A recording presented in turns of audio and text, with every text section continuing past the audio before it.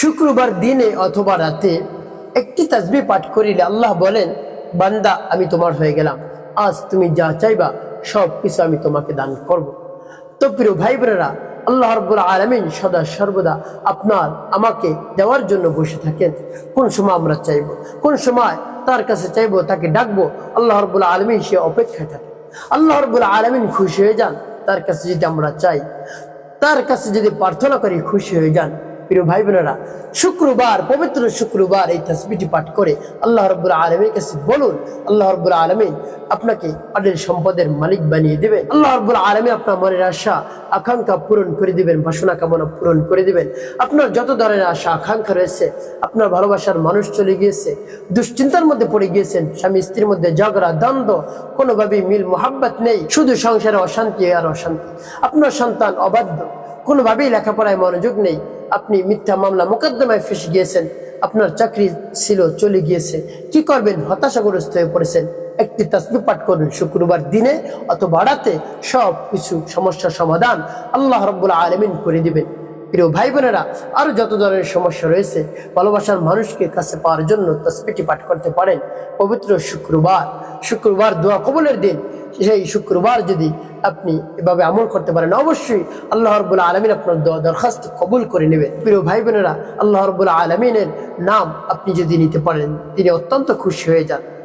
তিনি তার কাছে যা চাইবেন তাই পাবেন, অন্য কারোর কাছে আপনি পাবেন না। সদা সর্বদা সবকিছু আল্লাহ রাব্বুল আলামিনের কাছেই পাবেন। এই জন্য উচিত হলো তার কাছেই যাও। আল্লাহ রাব্বুল আলামিন বলেন, সব কিছুর খাজানা আমার কাছে, ওয়ালিল্লাহি খাযাইনুস সামাওয়াতি ওয়াল আরদ, আসমান এবং জমিনের মধ্যে যত ধন ভাণ্ডার রয়েছে, যত কিছু রয়েছে, সবকিছুর চাবিকাঠি আমার হাতে। তো প্রিয় ভাই বোনেরা, সবকিছু যদি আল্লাহ রাব্বুল আলামিনের কাছে থাকে, রব্বে কারীমের কাছে থাকে, তাহলে তার কাছেই চাওয়া উচিত। অন্য কারোর কাছে চেয়ে আপনি সবকিছুই পাবেন না, আল্লাহ রাব্বুল আলামিনের কাছেই সবকিছু পাবেন। সকল শক্তির উৎস, সব মালিকের মালিক, বাদশাহের বাদশাহ, আমিরের আমির আল্লাহ রাব্বুল আলামিন, তার কাছেই চাইতে হবে। অন্য কারোর কাছে চাইলে আল্লাহ রাব্বুল আলামিন নারাজ হয়ে যান, অসন্তুষ্ট হয়ে যান।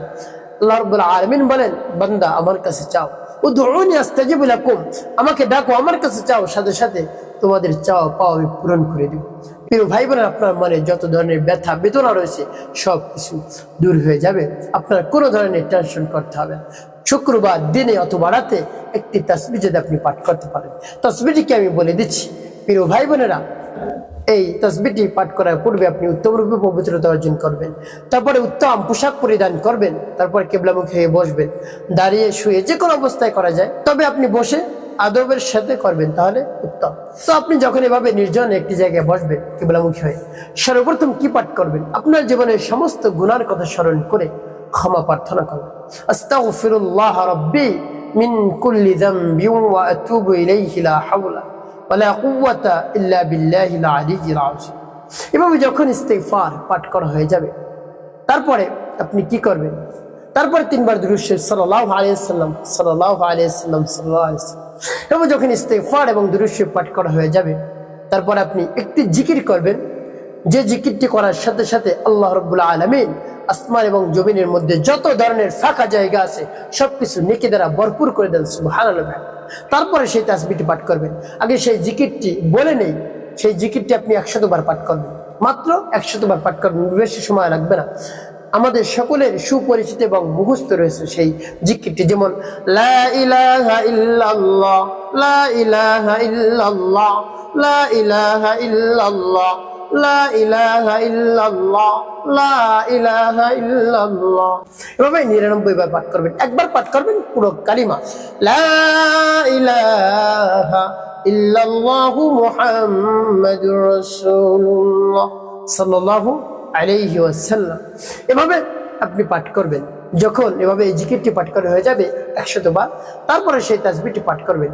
সেই তাসবিহটি পাঠ করার পূর্বে রব্বে কারীমের কাছে বলবেন, হে আল্লাহ, আমার আমলকে, সময়কে কবুল করুন, আমার মনের আশা আকাঙ্ক্ষা বাসনা কামনা পূরণ করে দিন। এভাবে তাসবিহটি পাঠ করে কি করবেন পরবর্তীতে বলে দিচ্ছি, আগে তাসবিহটি বলে নিন। যেমন বিসমিল্লাহির রহমানির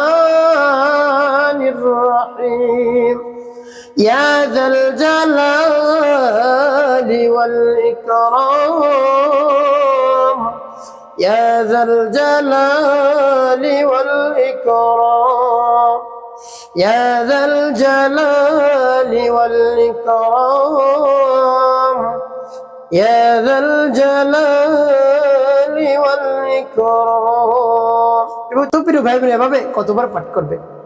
এভাবে 11 বার গুনে গুনে পাঠ করবেন। 11 বার যখন পাঠ করা হয়ে যাবে, তারপর 5 বার দুরূদ ইব্রাহিম পাঠ করবেন। আল্লাহুম্মা সাল্লি আলা মুহাম্মাদ ওয়া আলা আলি মুহাম্মাদ কামা সাল্লাইতা আলা ইব্রাহিম ওয়া আলা আলি ইব্রাহিম ইন্নাকা হামিদুম মাজিদ। আল্লাহুম্মা বারিক আলা মুহাম্মাদ ওয়া আলা আলি মুহাম্মাদ কামা বারাকতা আলা ইব্রাহিম ওয়া আলা আলি ইব্রাহিম ইন্নাকা হামিদুম মাজিদ। আল্লাহুম্মা সাল্লি আলা মুহাম্মাদ ওয়া আলা আলি মুহাম্মাদ কামা সাল্লাইতা على إبراهيم وعلى آل إبراهيم إنك حميد مجيد.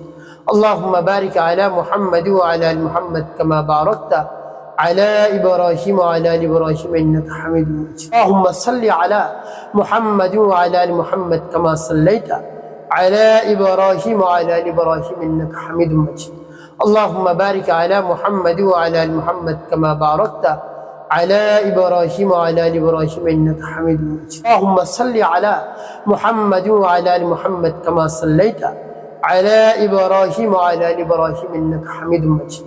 اللهم بارك على محمد وعلى آل محمد كما باركت على إبراهيم وعلى آل إبراهيم إنك حميد مجيد. اللهم صل على محمد وعلى آل محمد كما صليت على إبراهيم وعلى آل إبراهيم إنك حميد مجيد.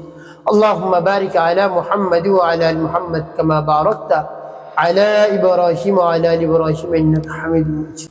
এবং যখন দুরূদ ইব্রাহিম পাঠ করা হয়ে যাবে, তারপরে আপনি কি করবেন? ওই স্থানে বসে রব্বে কারিমের কাছে হাত উত্তোলন করবেন। হে আল্লাহ, আপনি হলেন আমাদের খালিক, আমাদের মালিক, আমাদের হায়াত দাতা, জীবন দাতা, রিজিক দাতা, সকল শক্তির উৎস আপনি। আপনার শক্তির বাইরে কিছু নেই। হে আল্লাহ, আল্লাহ আমি সমস্যার মধ্যে পড়ে গেছি, অনেক সমস্যার মধ্যে আমি জর্জরিত হয়ে পড়ে গেছি। আমার ভালোবাসার মানুষ চলে গেছে কাছে। স্বামী স্ত্রীর মধ্যে দ্বন্দ্ব, স্বামী স্ত্রীর মধ্যে মিল মোহাম্মত পয়দা করে দেন, ভালোবাসার সৃষ্টি করে দিন। একজন অপরজনকে সারা যেন কোনোভাবেই থাকতে পারে না।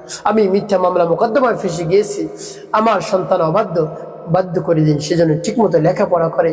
এভাবে রব্বে কারিমের কাছে বলবেন, হে আল্লাহ আমার চাকরি চলে গেছে, আল্লাহ আমার চাকরিটা চলে গিয়েছে, চাকরির ব্যবস্থা করে দিন। এভাবে যদি আপনি পরিপূর্ণ বিশ্বাস নিয়ে রব্বে কারিমের কাছে বলতে পারেন, অবশ্যই আল্লাহ রাব্বুল আলামিন আপনার চাওয়া পাওয়া পূরণ করে দেবেন ইনশাআল্লাহ। যত ধরনের চাওয়া পাওয়া রয়েছে আল্লাহ রাব্বুল আলামিন পূরণ করে দেবেন। প্রিয় ভাই বোনেরা, একটি কথা মনে রাখতে হবে, 5 ওয়াক্ত নামাজ আপনাকে আদায় করতে হবে, মানুষের কল্যাণে খেদমতে কাজ করবেন। অবশ্যই আপনার জীবন হবে সুখময় এবং শান্তিপূর্ণ।